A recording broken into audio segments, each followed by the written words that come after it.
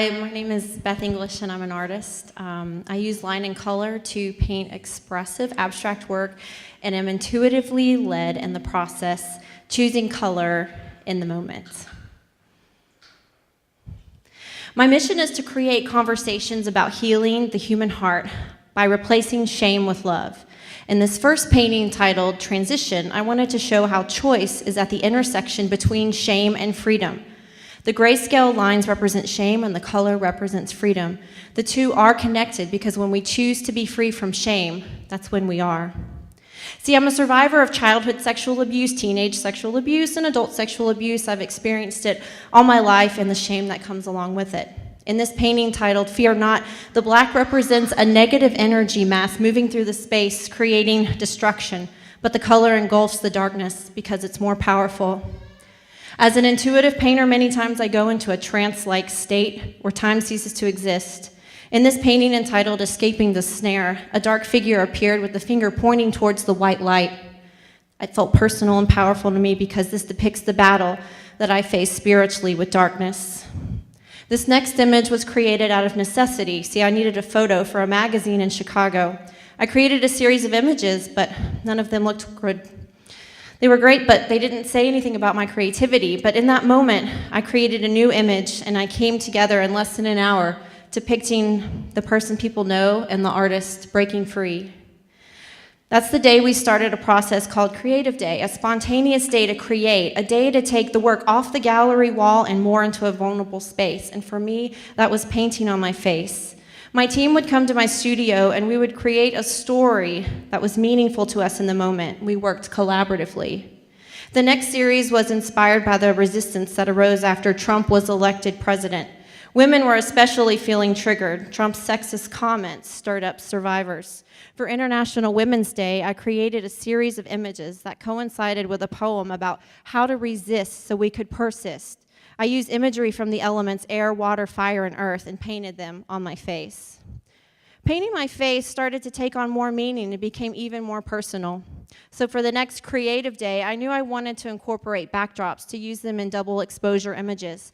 I started with a blank canvas and painted it red. Red represents power, and I was stepping into mine. This series was inspired by the quote, "The eyes are the windows to the soul." I wanted to focus on the eyes because eyes give us the ability to say everything or nothing at all.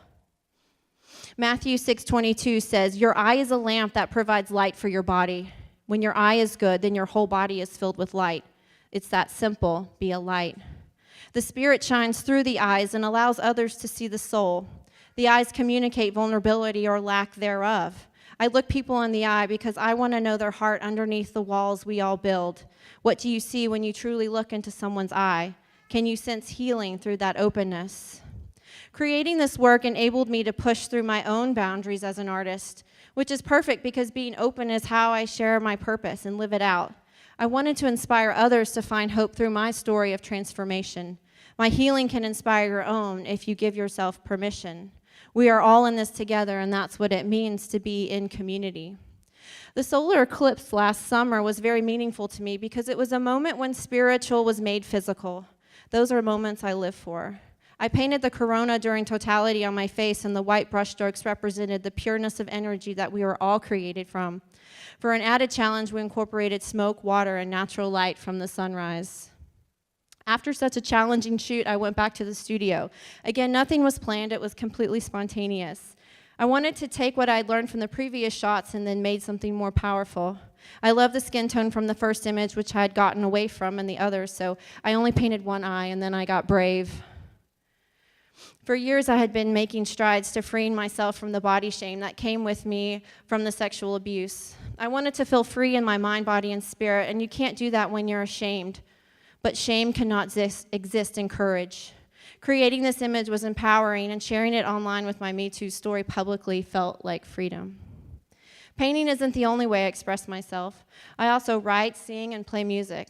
Since I write so much every day, I took the practice into my paintings and started writing my own language about how I feel and my intentions for life.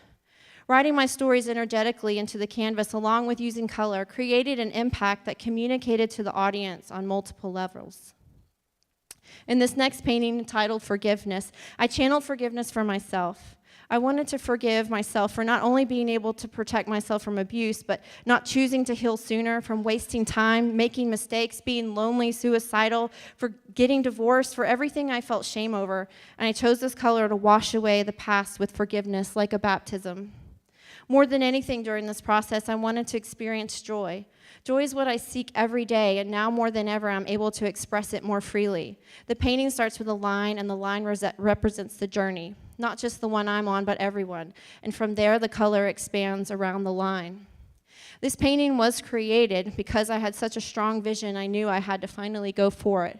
My idea was to create a piece as large as a wall because I love the experience of painting a mural. I love painting murals because it's a full body experience, and it's that physicality that's what I wanted to bring to the piece. And you'll notice a big difference between the first paintings I showed here and the last one. The brush strokes are more expressive and free. You can see joy in this piece because I felt joy when I was painting it. And then something magical happened. The work was pitched to MTA for wrapping a bus. They love the idea of creating a bus with the intention to bring joy to the community. And I loved having an idea, having a platform to create meaningful conversations about joy. I'm living out my purpose, and I'm sharing my story in hopes that it will inspire someone else to seek more joy in their life. I want to create more opportunities for our community to connect, especially around heart-centered transformation. And sometimes all it takes is for one person to share something vulnerable, for another person to give themselves permission to be vulnerable too. We're all mirrors. We can express joy and in return inspire others to receive it.